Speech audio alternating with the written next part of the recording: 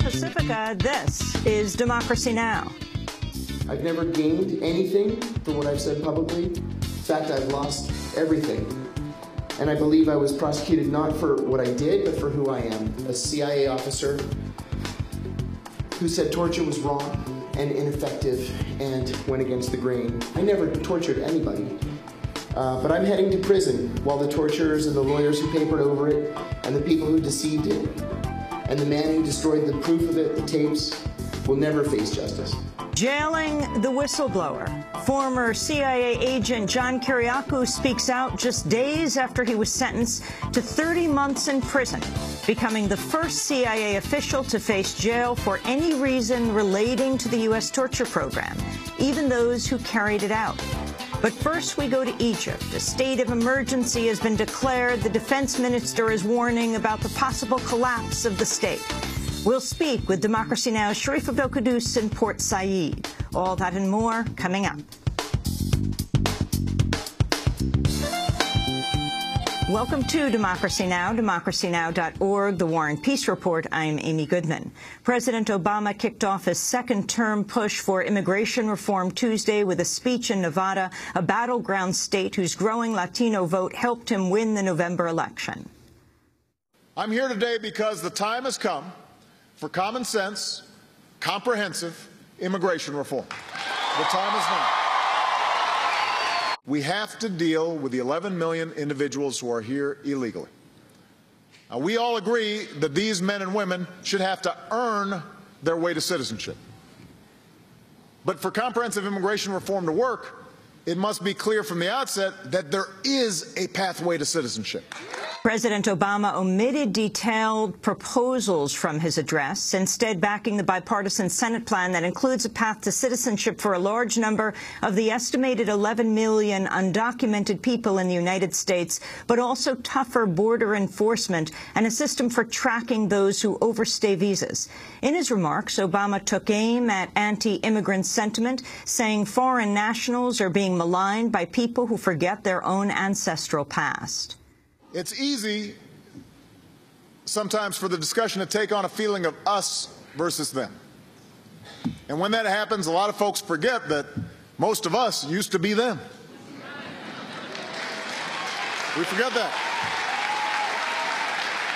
And it's really important for us to remember our history. You know, unless you're one of the first Americans, a Native American, you came from someplace else. Somebody brought you. Despite embracing the bipartisan Senate plan, Obama vowed to send his own immigration bill to Congress if lawmakers don't take immediate action. The Senate's confirmed Democratic Senator John Kerry as President Obama's new Secretary of State, replacing Hillary Clinton. The final tally was 94 in favor and 3 opposed. After the vote, Democratic Senators Chuck Schumer of New York and Dick Durbin of Illinois paid tribute to Kerry's legacy. We so admire the job he has done in his past life in many different phases. We're excited that he'll be our Secretary of State, and I think for John Kerry the best is yet to come. His passionate pursuit of a safe and just nation and world, his deep sense of patriotism and commitment to America's most challenged values are well documented. While I'm sorry to lose him in the Senate as a colleague, I can think of no better person to serve as our nation's next Secretary of State. The bodies of at least 80 people have been found in the besieged Syrian city of Aleppo, each with their hands bound and gunshot wounds to the head. Amateur video shows the dead corpses laid out after being collected from a bank on the river. Most of the victims appear to be young men, possibly in their teens. Speaking to reporters after a briefing to the UN Security Council, UN Arab League envoy Lakhdar Brahimi said both sides of the conflict in Syria are taking part in the country's destruction. Syria is being destroyed.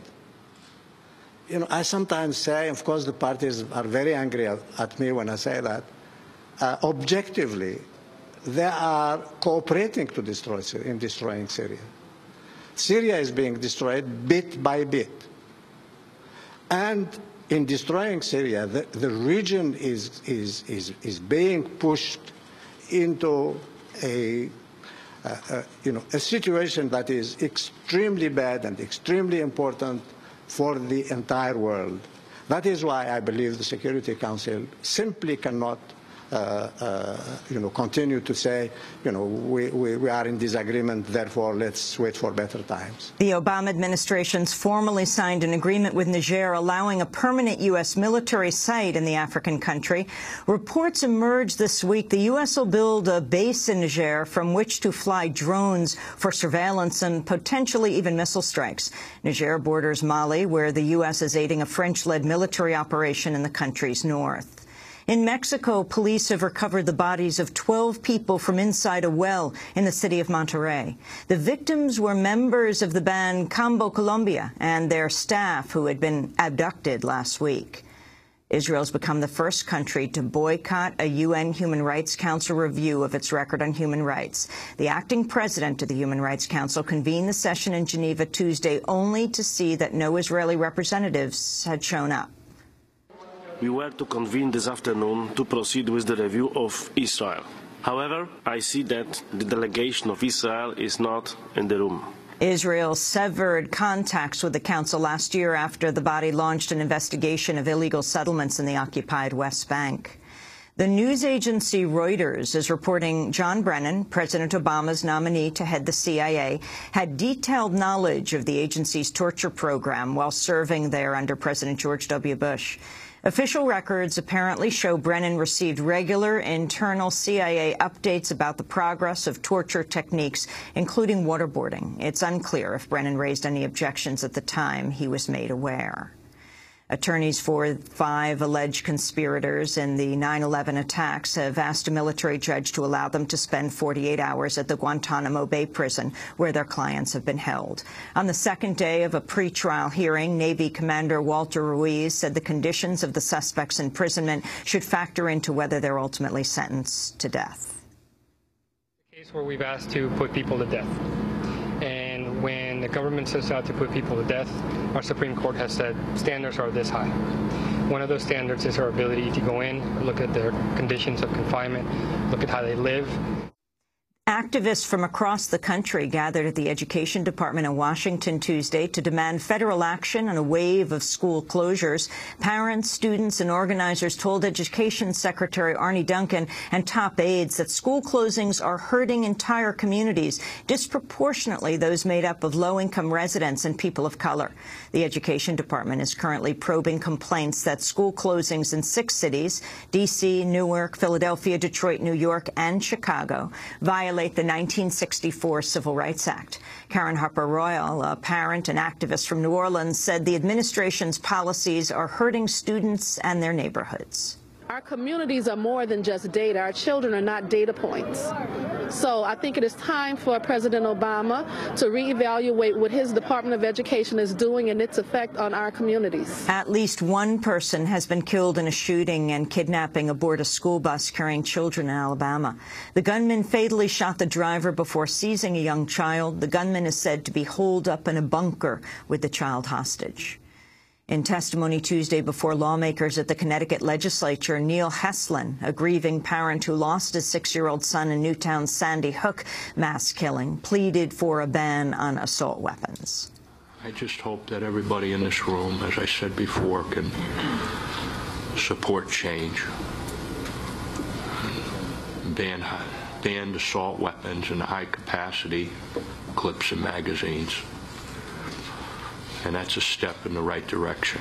A Georgia man is in custody and facing murder charges after allegedly shooting a Cuban immigrant who mistakenly arrived at his home due to faulty instructions from a GPS navigator.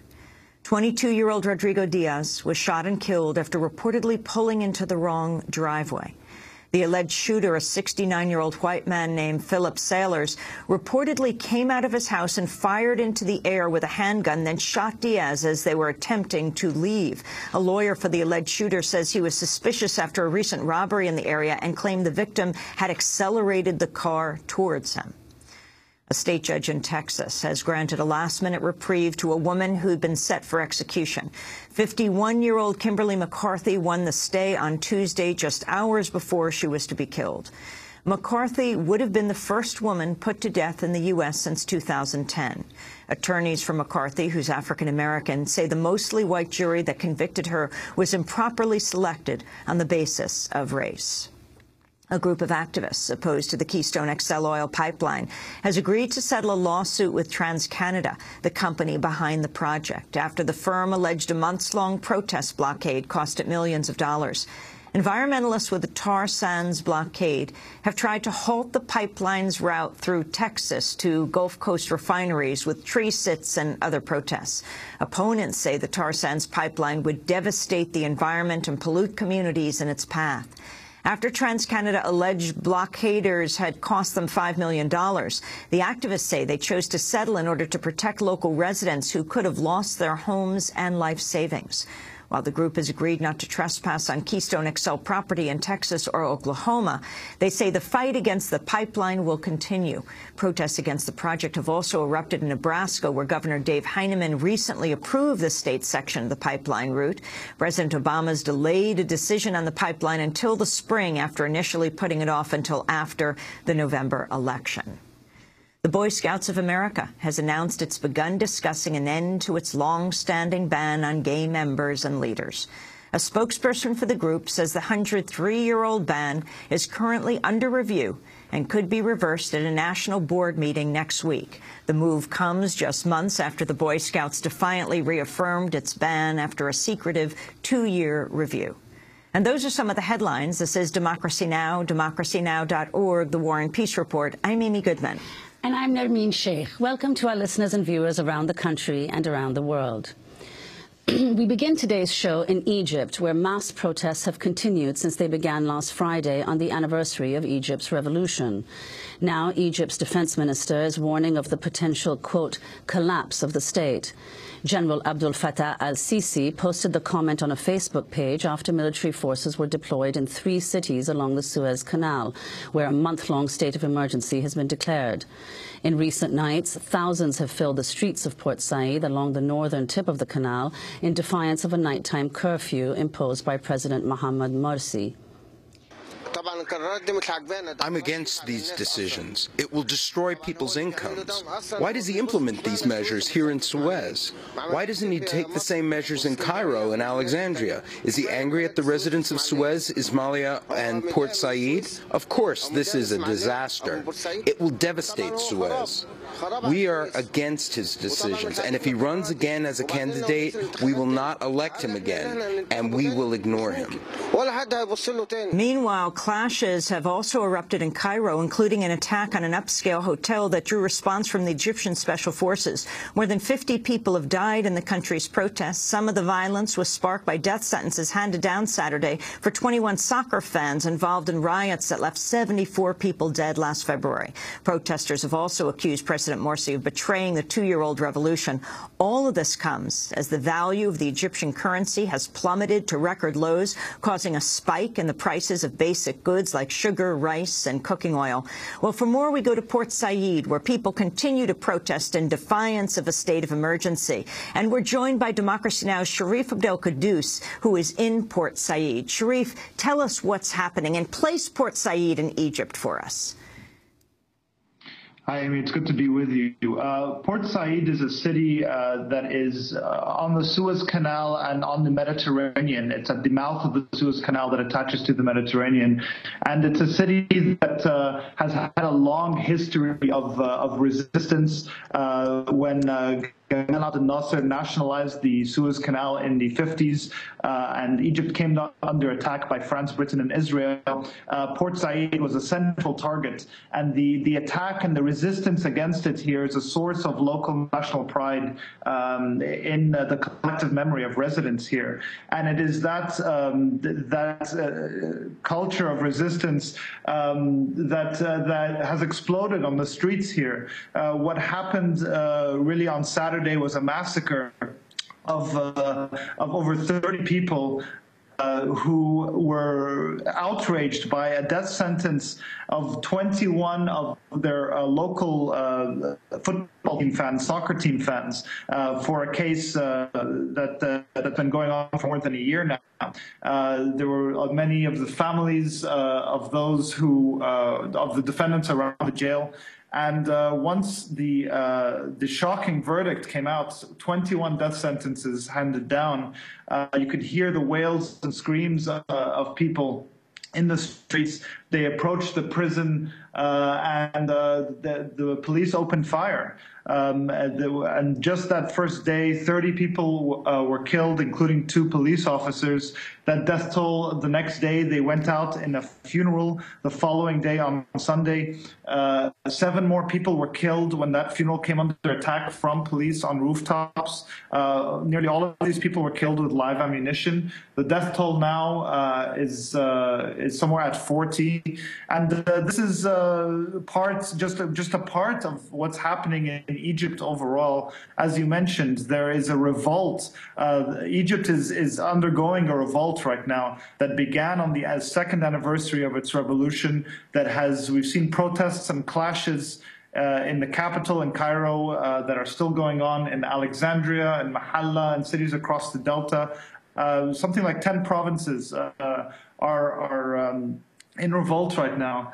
And the president, Mohamed Morsi, in a bid to quell what was going on, finally made a speech. But in that speech, with a very angry tone, a finger-wagging speech, he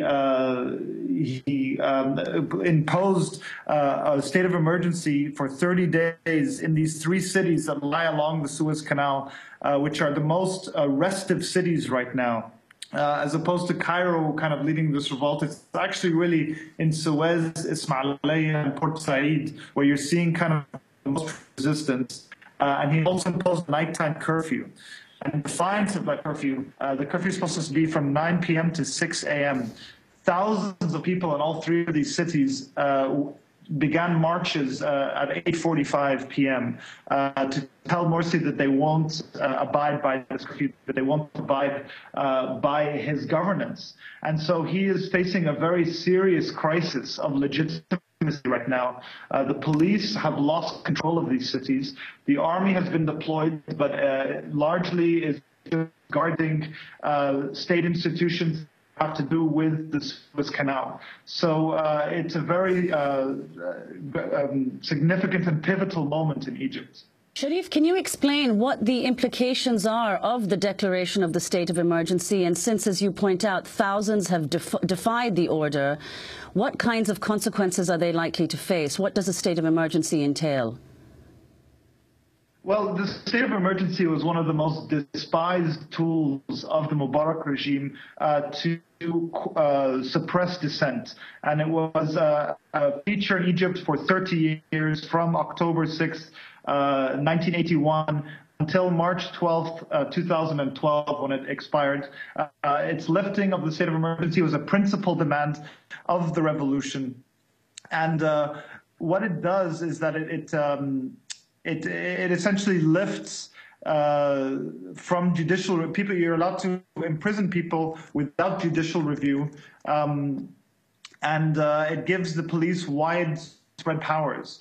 And there's also been a law passed which allows the military to arrest citizens, gives them policing powers, and it would mean that those citizens would be put before military trials. So this is a very just the fact that Morsi, who before pledged never to have another state of emergency, the word state of emergency, which is such a despised tool of the Mubarak regime, is now being instilled again.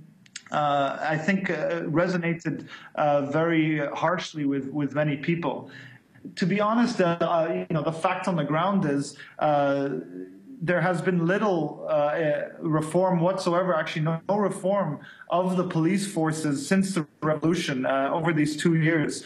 This is a force that has that sees its citizens as enemies, and that by some accounts is engaged in more killing, more torture than before the revolution, because now citizens, when they are facing abuse, no longer are quiet about it and take to the streets and protest. And so there's a growing battle with this internal militia of repression that is this police force that has not been resolved in any way whatsoever. There has been no accountability whatsoever for the over 1,000 people who have been killed since the revolution. And so this is an inevitable outgrowth, this kind of revolt on the streets. And Morsi is trying to do what Mubarak did for so many years, trying to use the police on the streets to solve his political problems. And right now, Egypt is ungovernable by Morsi or perhaps by, anyone else. There's a serious crisis of legitimacy of the government. Sharif, do you agree with Egypt's top military officer, General Abdel Fattah al-Sisi, who is saying that Egypt could potentially collapse? He's warning of collapse of the state. I mean, it's hard to tell. We've seen throughout these 2 years uprisings that come and go, these clashes that happen on the street, and there's really no real solution or political solution. The entire political class has failed to come together to forge a path with consensus to have some real change and some real reform in Egypt. And so if we carry on this path of just passing over problems, then yes, there is this serious threat that cities like Port Said no longer recognize the legitimacy of the government. Cities like Suez and cities like Cairo and Alexandria and elsewhere, that people feel completely disenfranchised by the political process. And I'm not only talking about Morsi and the Muslim Brotherhood, but also Mohammed al-Baradei and Amr Moussa and Hamid Sabahi, the three main figures which make up the National Salvation Front, which is a loose alliance of non-Islamist opposition groups. They have performed very poorly, have really acted in a way that is crass and seems politically opportunistic, especially since this last crisis broke out. So, the natural response is for people to vent their rage on the streets, this ongoing feud with the police. So, Sharif, we're going to leave it there because your voice is breaking up a bit, though. We're really thrilled we're able to speak to you outside of Cairo, speaking to you in the northern coastal city of Port Said, where a great deal of the protest is taking place. Democracy Now's Sharif Abdel-Quddus speaking to us from Port Said. We will link to your article at thenation.com. This is Democracy Now! When we come back, the only person to go to jail around the torture program.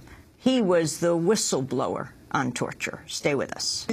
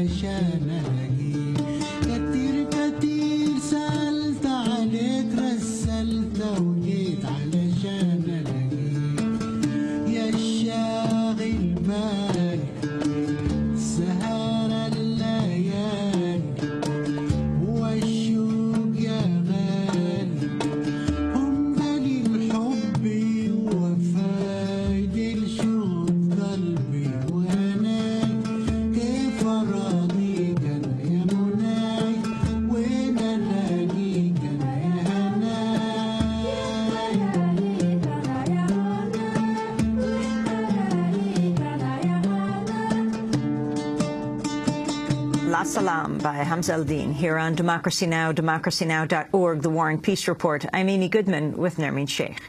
A retired CIA agent who blew the whistle on the agency's Bush-era torture program has been sentenced to 2.5 years in prison. John Kiriakou becomes the first CIA official to be jailed for any reason relating to the torture program. Under a plea deal, Kiriakou admitted to a single count of violating the Intelligence Identities Protection Act by revealing the identity of a covert officer to a freelance reporter who did not publish it. Under the plea deal, prosecutors dropped charges brought under the Espionage Act. In 2007, Kiriakou became the first CIA official to publicly confirm and detail the Bush administration's use of waterboarding when he spoke to ABC's Brian Ross.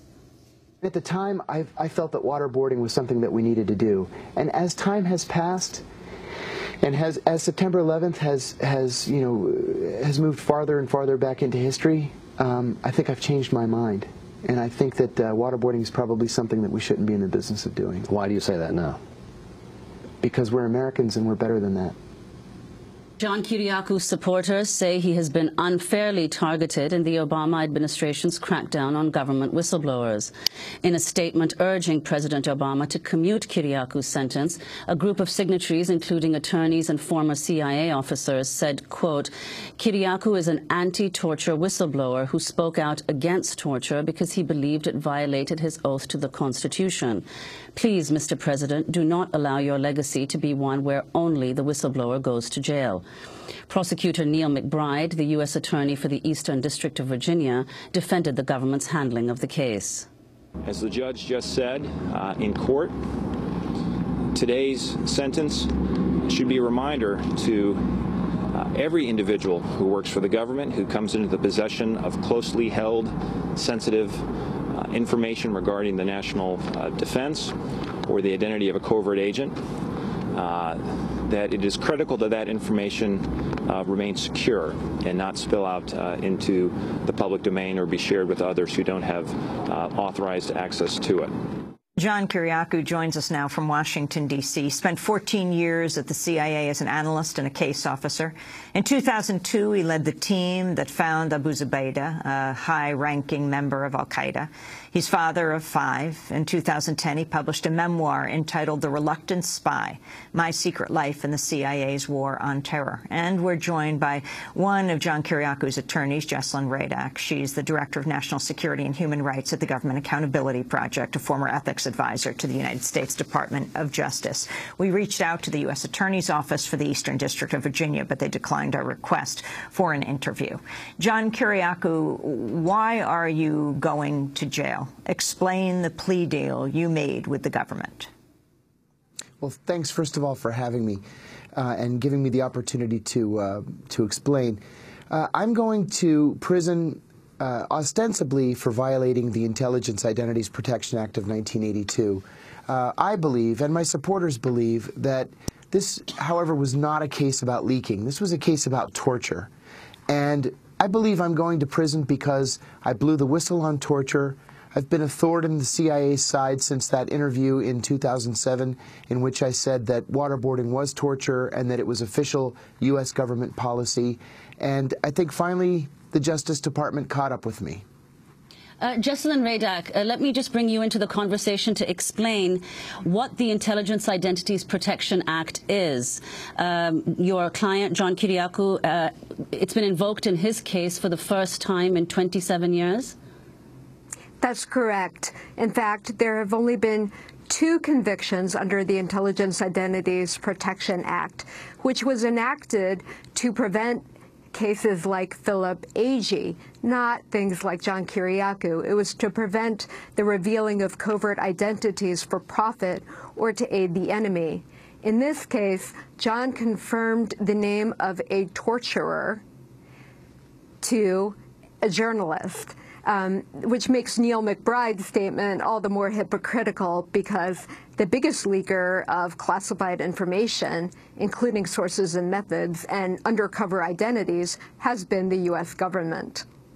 John Kiriakou, explain what it is that you were trying to expose. Explain what you were involved with. Talk about Abu Zubaydah, your involvement in the finding of him. And then the course you took, where your conscience took you. Sure. In 2002, I was the chief of counterterrorism operations for the CIA in Pakistan.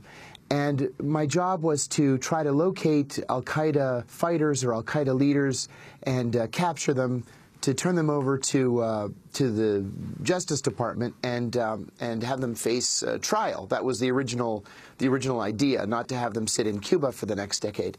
But we caught Abu Zubaydah, he was shot 3 times by Pakistani police as he was trying to escape from his safe house, and I was the first person to have custody of him, to sit with him. We spoke to each other extensively. I mean, talked about everything from September 11th to poetry that he had been writing, to his family, and then he was moved on to a secret prison after that.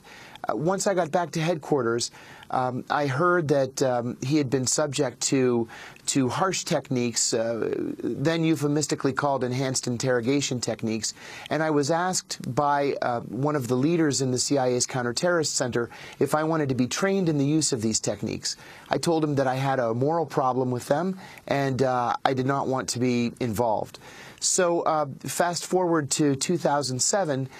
By then, Human Rights Watch and Amnesty International had reported that al-Qaeda prisoners had been tortured, and ABC News called and said that they had information that I had tortured Abu Zubaydah. I said that was absolutely untrue. I was the only person who was kind to Abu Zubaydah, and I had never tortured anybody. So they asked me to go on their show and defend myself. I did that, and in the course of the interview, I said that not only was the CIA torturing prisoners, but that it was official U.S. government policy. This was not the result of some rogue CIA officer just beating up a prisoner every once in a while. This was official policy that went all the way up to the President of the United States. And so what happened after that in 2007, once you gave this interview? Can you explain what happened to you and to your family? Sure. Within 24 hours, the CIA filed what's called a crimes report against me with the Justice Department, saying that I had revealed classified information, which was the torture program, and asking for an investigation with an eye toward prosecuting me. The Justice Department decided at the time that I had not revealed classified information, that the information was already in the public domain, but immediately, within weeks, I was audited by the IRS. I've been audited by the IRS every single year since giving that interview in 2007. But a more important bit of fallout from that interview was that every time I would write an op-ed, every time I would give a television interview or give a speech at a university, the CIA would file a crimes report against me, accusing me of leaking additional classified information. Each time, the Justice Department determined that I did not leak any classified information. In fact, I would get those op-eds and those speeches cleared by the CIA's Publications Review Board in advance. Then the CIA started harassing my wife, who at the time was a senior CIA officer, particularly over an op-ed I had written. They accused her of leaking classified information to me for the purpose of writing the op-ed. Well, I said I had gotten the information in the op-ed from 2 UPI reports and from a South American Ministry of Foreign Affairs website, and they would back off. But this sort of became our life. We would be under FBI surveillance. She would be called into the CIA's Office of Security. I would have trouble getting a security clearance when I went to Capitol Hill. It just became this pattern of harassment. So, John, why didn't you stop? Because I think that torture is something that needs to be discussed. I said this in 2007. This is something that about which we should be having a national debate. And frankly, I have a First Amendment right to free speech. And, you know, writing an op-ed is not against the law. Giving a speech about the Arab Spring or about torture is not against the law. And I felt that I didn't want to be cowed. I didn't want to be frightened into silence by the CIA. And John Kiriakou, you said that in these instances that you've named, you were actually charged with espionage. Is that right? Can you talk about the significance of the Espionage Act? Yes, the government initially charged me with 3 counts of espionage. It sounds silly maybe, but I'm still personally offended by these espionage charges, which were dropped, of course. The espionage charge is used as a hammer by the administration to force people into silence. My espionage charge is related to a conversation that I had with a New York Times reporter. A New York Times reporter approached me and said that he was writing a story about a colleague of mine, And would I grant him an interview? I gave him the interview. I said this colleague was a great guy, the unsung hero of the Abu Zubaydah operation, terrific officer. And the reporter said, do you know how I can get in touch with him? And I said, no, I've been out of touch with him for a while, but I think I might have his business card. So I gave the reporter the business card. Now, mind you, this is a CIA officer who had never, ever been undercover.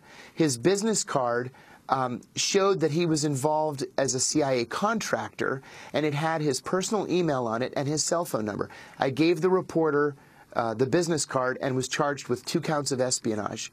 I later gave the same business card to another journalist who was doing an article and was charged with a 3rd count of espionage. What is it that you allege the CIA was doing for all of these years? Explain the torture program that you were trying to expose. Sure. There were something like 10 different techniques that were used in the CIA's torture program. They went from the benign,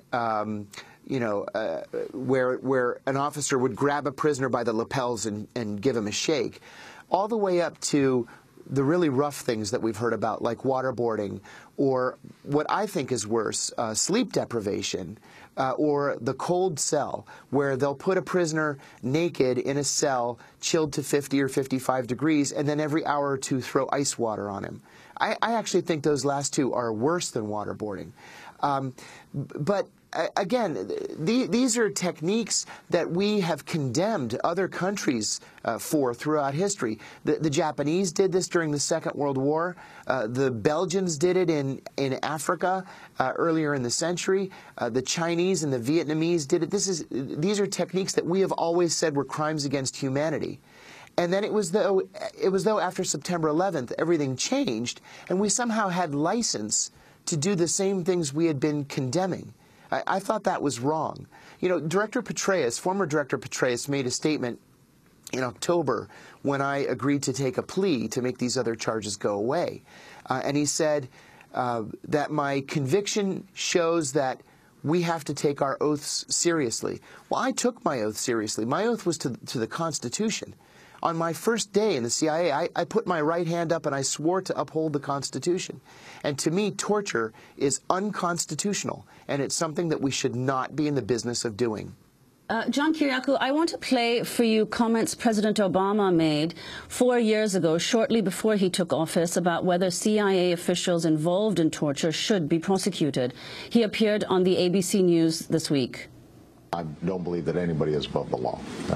On the other hand, I also have a belief that we need to look forward as opposed to looking backwards.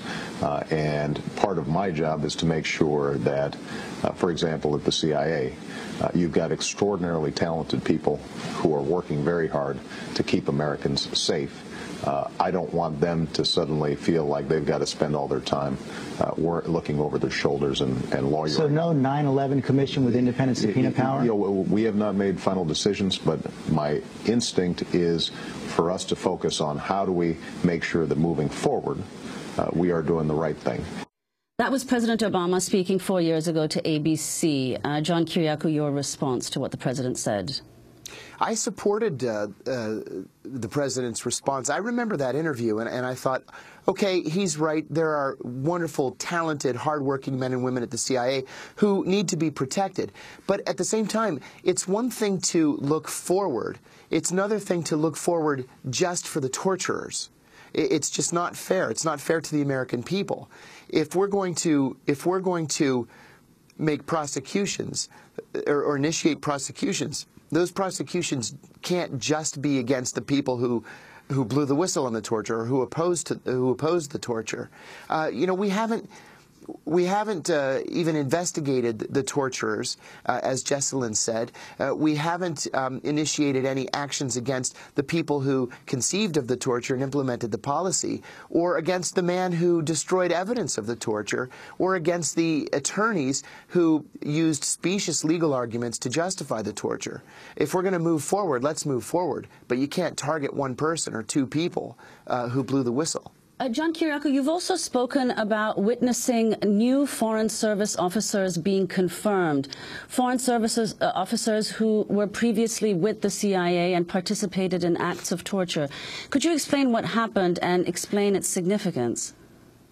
Yes, when I was a senior investigator on the Senate Foreign Relations Committee, I was approached by a journalist who said that he had evidence that the CIA was misusing its cover agreement with the State Department to place people involved in the torture program under State Department cover so that their names could not be exposed in the press. And if those names were exposed in the press, the people giving the names would be subject to the Intelligence Identities Protection Act. So, again, this was a violation of the CIA State Department cover agreement. I sent a letter under Senator John Kerry, then Senator John Kerry's signature, asking the CIA for clarification. I got a response about 6 weeks later that was classified top secret, so I was not permitted to see the response. I did not have a top secret clearance at the time. And a colleague of mine told me that the letter essentially said, in very strongly worded language, to mind my own business. We're going to go to break. When we come back, we want to ask you about President Obama's nominee to become the next head of the CIA, John Brennan, because as you talk about the administration, we're talking actually about administrations from the Bush administration to the Obama administration. Our guest is about to go to jail. His name is John Kiriakou. He's about to serve 2.5 years in jail. This will be one of his last interviews before he goes to prison. We're joined also by Jocelyn Radak, who is one of his attorneys. Stay with us. Yeah, C-I-A-F, when we fly, then die, for planes landing into NY, C-I-A-F, sent this all out, I get reported somewhere to die. What kind of life is this? Out of sight, out of mind with divisiveness, get your head right. Betrayed and gone wrong, hold on. Atoms get they roll on like backgammon, the soul's lost. Raps Khalil Gibran, puffin' cedar trees, cuffed on the lawn of the White House. And right now, pumping on while they murder. Some things you never heard of. Bodies get blasted, back tagged and taxed. Beef served cheap, eating bags of fat. On the other side, brothers wearing bags for hats, or in jumpsuit seats, standing back to back. Party in the heat now. Everybody. Living dead hard, give him a fatwa, bless God. I get recorded somewhere. These feds like, come on, let's talk. C-I-A-F, Fatwa by the narcissist. This is Democracy Now!, democracynow.org, The War and Peace Report. I'm Amy Goodman with Nermeen Sheikh. We're going to talk about John Brennan right now, President Obama's nominee to become the next chief of the CIA. The news agency Reuters is reporting that Brennan had detailed information on the agency's torture program while serving there under President George W. Bush. Official records apparently show Brennan received regular internal CIA updates about the progress of torture techniques, including waterboarding. It's unclear if Brennan raised any objections at the time he was made aware. Brennan's confirmation hearing will be February 7th. In 2006, he gave an interview with Frontline on PBS, where he said it was right for the Bush administration to, quote, take off the gloves after the 9/11 attacks. The war or the campaign against terrorism is going to be a long one, and that the opposition, whether it be al-Qaeda or whether it be Iraq, doesn't play by the Marquis de Queensberry rules, and therefore, you know, the U.S. in some areas has to take off the gloves, and I think that's entirely appropriate. I think we do have to take off the gloves in some areas, but within bounds, and at the right time, in the right way, and for the right reason, and with full understanding of what the consequences of that might be. That was John Brennan in 2006. When President Obama was first elected in his first term, he wanted John Brennan to be his director of Central Intelligence. There was such an outcry in the human rights community that John Brennan pulled his name out.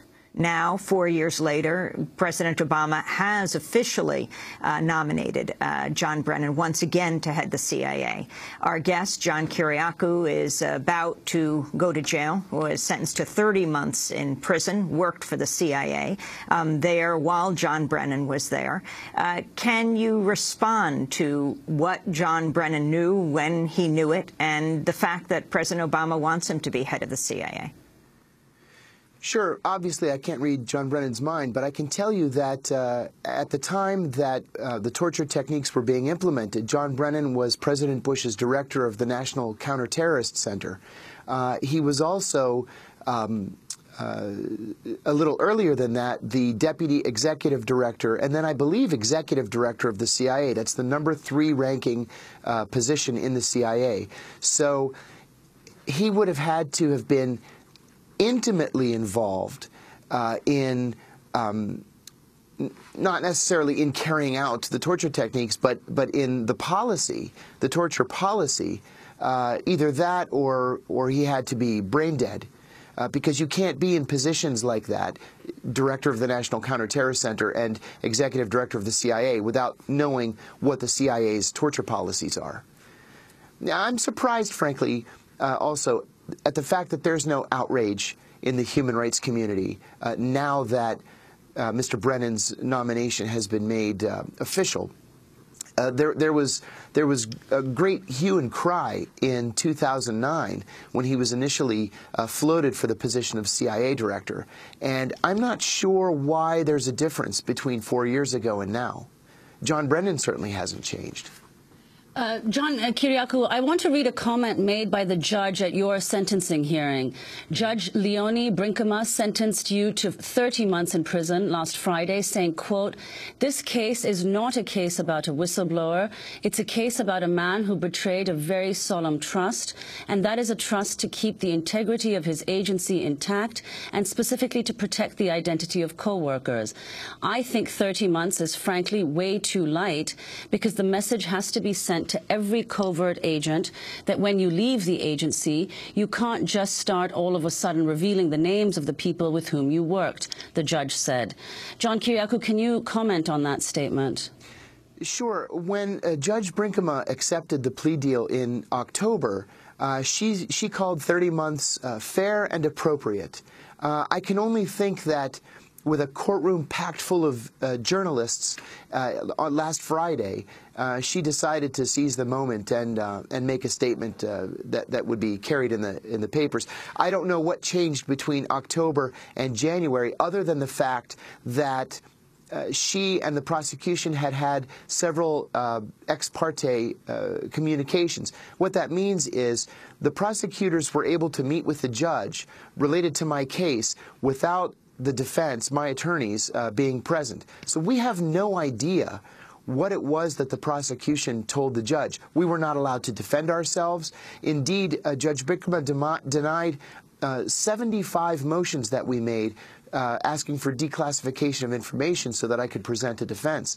In August of 2012, after our motions had been denied, my attorneys and I walked out of the courtroom, and my attorney said, "We have no defense. She won't let us say anything. She won't let us defend you." And so we were forced into plea negotiations.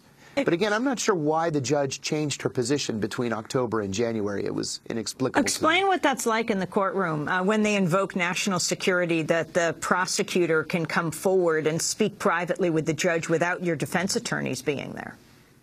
Yeah, I had never heard of such a thing before. But in August, when we made our 75 motions, we thought that the judge would block off 2 days to hear the 75. In fact, there had been a conversation with the prosecution, and so she blocked off an hour to hear the 75 motions. So we knew we were in trouble. And then at the very start of the hearing, the prosecutor got up and said that he was requesting a Rule 4 conversation. I didn't know what this was.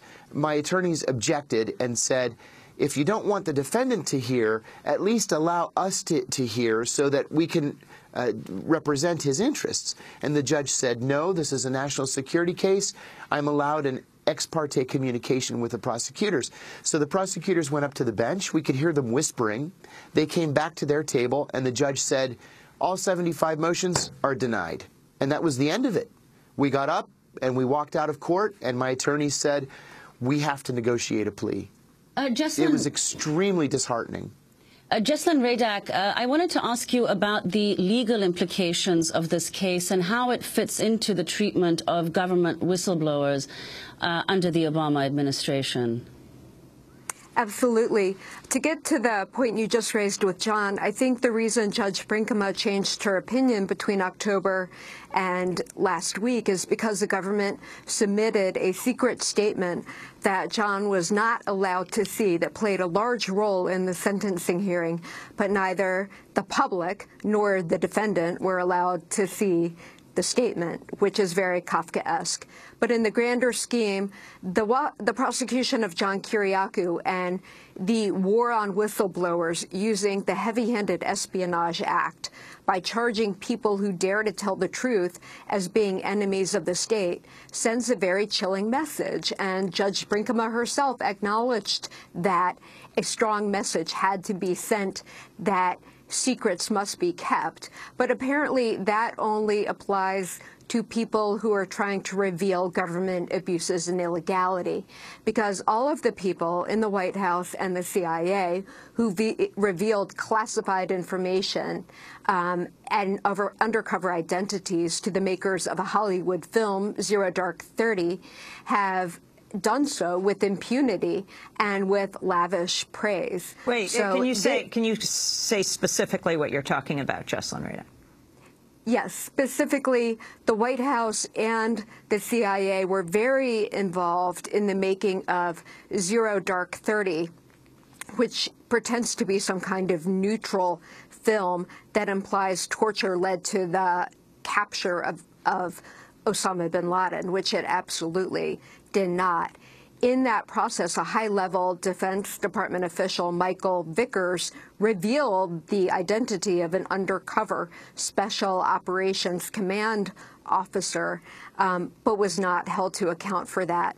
And the CIA revealed numerous classified pieces of information, including sources and methods. So Keep going. So when the United States talks about the sanctity of keeping secrets, and both the judge and multiple statements by United States officials discussed that, they are the biggest leakers of all, and they do so with impunity. I wanted to talk about another whistleblower targeted by the Obama administration, who's been former National Security Agency analyst. He's Thomas Drake. He worked for the NSA for nearly 7 years before blowing the whistle. Thomas Drake appeared on Democracy Now! Last March. The critical thing that I discovered was not just the massive fraud, waste, and abuse, but also the fact that NSA had chosen to ignore a 23-year legal regime, which had been established in 1978 called the Foreign Intelligence Surveillance Act, with the Foreign Intelligence Surveillance Court, and which at NSA during the time that I was not only NSA but also in the military, flying on RC-135s overseas during the latter part of the Cold War. It was a contract. The one thing you did not do, it was the prime directive of NSA. It was, you know, the First Amendment at NSA, which is you do not spy on Americans. And what'd you find? Without a warrant. I found, much to my horror, that they had tossed out that legal regime. That it was the excuse of 9/11, which I was told was exit conditions now prevailed. We essentially can do anything. We opened up Pandora's box. We're going to turn the United States of America into the equivalent of a foreign nation for the purpose of dragnet, blanket electronic surveillance. That's former National Security Agency analyst Thomas Drake. Jessalyn Rada is one of your clients. What happened to him? Yes, I represented both Tom Drake and John Kiriakou. The government dropped all 10 felony counts against Tom Drake, and he pled guilty to a minor misdemeanor, the equivalent of a parking ticket. I find it appalling that the two men who revealed the biggest scandals of the Bush administration, namely warrantless wiretapping and torture, are the only two who've been criminally prosecuted for it, and not the people who secretly surveilled the communications of Americans, and not the people who were involved in the torture program, all of whom have been conferred immunity by either the president or by acts of Congress. John Kiriakou, you're now, the president is President Obama. Did you see a change between President Obama and his predecessor, President Bush? And also, when you were talking about John Brennan, do you think he should head the CIA? What message do you think that sends, and what has changed in the last 4 years when he withdrew his name for consideration? In 2010, when my book came out, I was giving a speech in Los Angeles, and a woman asked me a question about the difference between President Obama and President Bush. And I'll never forget the question because it was just so crazy. She said, can you explain the CIA's position on the jihadization of American foreign policy under President Obama? And I laughed and I said, ma'am, with all due respect, President Obama's foreign policy is an extension of President Bush's foreign policy. If there's any difference at all, President Obama is killing more people overseas than President Bush ever did. So no, I don't think there's any difference at all between the Bush foreign policy and the Obama foreign policy, which I think really is a shame for us, because there was a wonderful opportunity to take a different path and to reclaim our position as a moral leader in the world. So I'm disappointed in that. With regard to John Brennan, I've known John Brennan since 1990. I worked directly for John Brennan twice. I think that he's a terrible choice to lead the CIA. I think that it's time for the CIA to move beyond the ugliness of the post-September 11th regime. And we need someone who is going to respect the Constitution and to not be bogged down by a legacy of torture. I think that President Obama's appointment of John Brennan sends the wrong message to all Americans. You worked with him, directly for him. Did Brennan receive regular internal CIA updates about the progress of torture techniques, including waterboarding, as Reuters is reporting? I worked for him when he was an analytic manager. It was before he really hit the big time under George Tenet. But again, I think that it's impossible for him to not have gotten these briefings, for him to not have been intimately involved in the policy by virtue of his senior positions, some of the senior-most positions in the CIA. It's just impossible that he didn't know what was going on. John Kiriakou, you'll shortly be going to prison. Do you know exactly when your prison sentence will begin? And how are you preparing for this? You're the father of 5 children. I'm the father of 5. I don't know exactly when this will be. It'll be sometime in the next 4 to 6 weeks. I'll have to report to a prison somewhere. I don't know where. It's frankly very hard to prepare. You have to do things like arrange a power of attorney, arrange child care. I mean, there are so many things to do. It's just overwhelming. My wife, thank God, is very strong and very tough and very supportive. And we're treating this like temporary duty overseas. It was not unusual for me to go overseas for many months at a time, sometimes as long as 2 years at a time, 2.5 years. So we're treating this like an overseas deployment. I can call my children virtually every day. If I'm close enough, they can come and visit me, and I'm just hoping for the best. How old are your kids, John? I have 2 sons from a first marriage who are 19 and 16, and then my wife and I have 3 children, an 8-year-old boy, a 6-year-old girl, and a 1-year-old boy. And what do they understand? Well, they know that I've been involved in a fight with the FBI for the last year, and I told them, you know, I've been fighting the FBI, and unfortunately I lost. And so because I lost, my punishment is I'm going to have to go away for a couple of years, and I'm going to try to teach bad guys how to get their high school diplomas. And when I'm all done with that, I'll come home and we'll live as a family and everything's going to be okay again. John Kiriakou, quickly, before we conclude, what advice would you give to whistleblowers now, given what's happened in your case? I made mistakes in my case. I would say first go through the chain of command, which I didn't do. I should have done. I would say if you get no satisfaction through your chain of command, go to the congressional oversight committees. But do not remain silent. If you see waste, fraud, abuse, or illegality, shout it from the rooftops. John, we're going to have to leave it there. Congress. Thank you so much for being with us. John Kiriakou spent 14 years at the CIA as an analyst and a case officer. He's going to jail for 2.5 years.